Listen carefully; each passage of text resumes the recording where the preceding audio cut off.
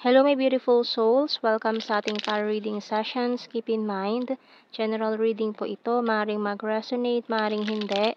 Kunin nyo na lang po kung para sa inyo and leave the rest. Maaaring mag-shift na energies or magkabaliktad ang sitwasyon.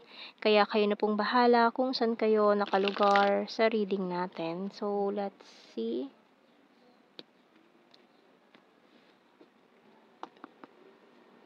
So, we have here the Fool card, Ace of Pentacles, and the Hanged, Page of Cups, Six of Swords, Ten of Cups, the Five of Cups, and Seven of Wands. Bottom card natin, Queen of Cups. Okay, so tingnan muna natin sa signs and symbol cards natin to. So, kasi may nakamasid sa'yo ngayon eh. May nakatingin sa'yo ngayon na mukhang this person is crying over you.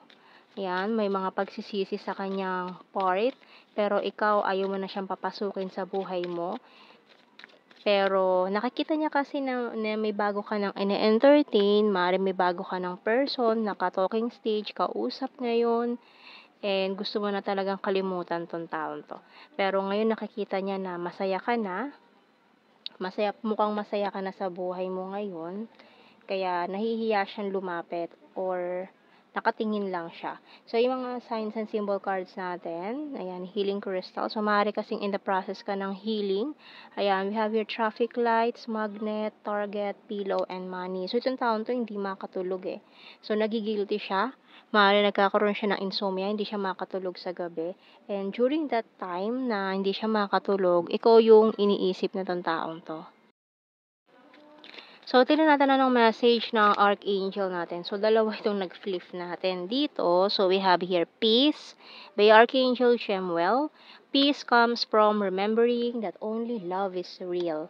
And Leadership by Archangel Gabriel. It's time for you to assume your leadership power and position and lovingly guide others. So, mukhang mayroon ka dito divinely guided na gagawin.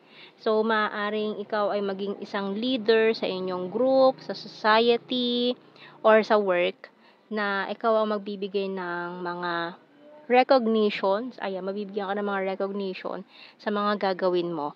Ayan, so malaking task, malaking responsibilidad ang nakaatang sa'yo ngayon, na maraming tao ang magtitiwala sa'yo, maniniwala sa'yo, na ikaw ang pag-asa nila. So, tingnan natin. Kuha tayo ng mga signs and mga messages natin dito, tarot messages, oracle cards.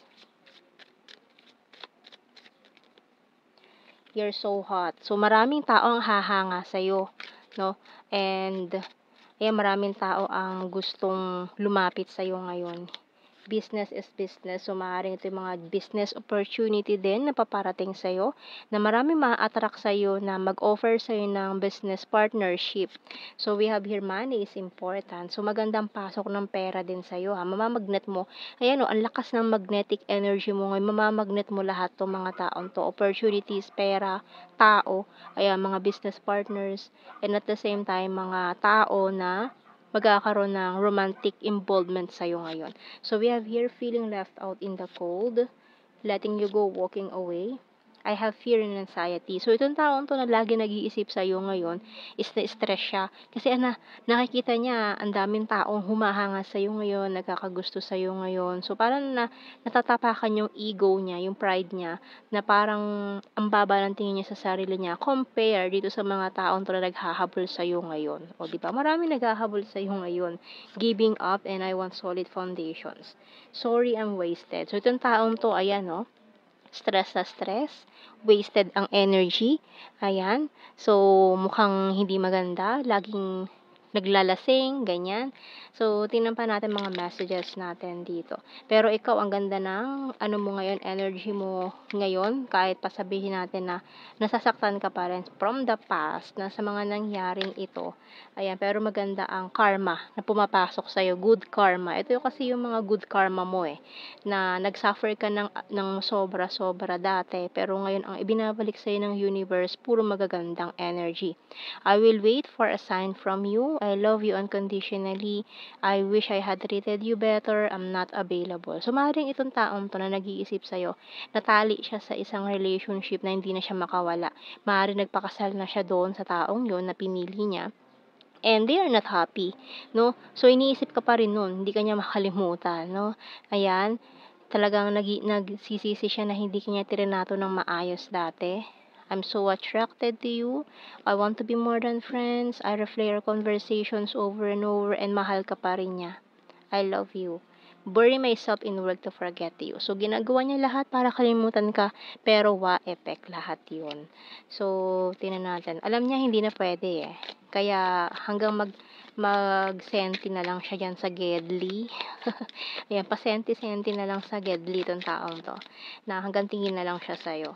So, tingnan natin mga initials. W, J, T, Q, P, N, L, C,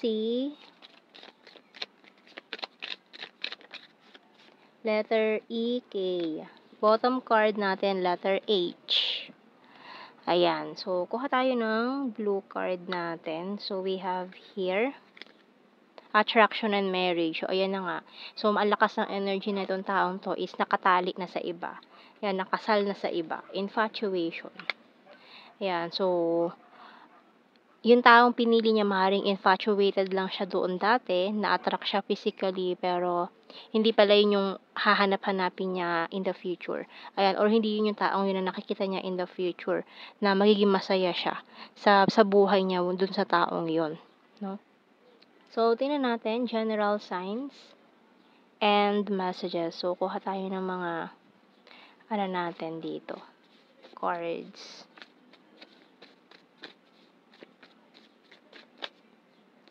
Quiet person, birthmark, practical, weird, Sagittarius, athletic, kind-hearted, shy at first, sexy body, rainy season, number 9, very lucky. So, lahat ng swerte nasasalo mo ngayon. May, Virgo, sweet, ayan, may mga natali sa karmic relationship. December 8, Aquarius, sword is air sign, Gemini, Libra, Aquarius, another Gemini. February, Taurus, ex-lover, August, Mindanao, and soulmate.